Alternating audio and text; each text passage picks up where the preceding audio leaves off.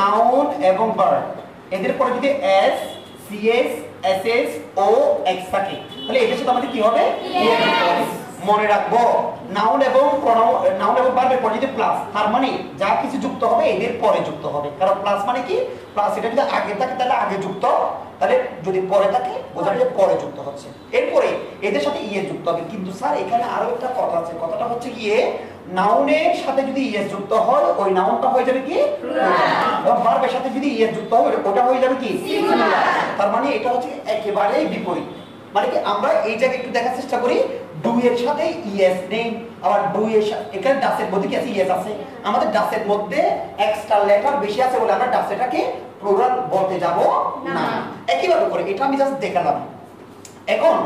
আসি এই যে ডু এটা হচ্ছে প্লুরাল ডাস এটা কি সিঙ্গুলার অ্যাপল এটা সিঙ্গুলার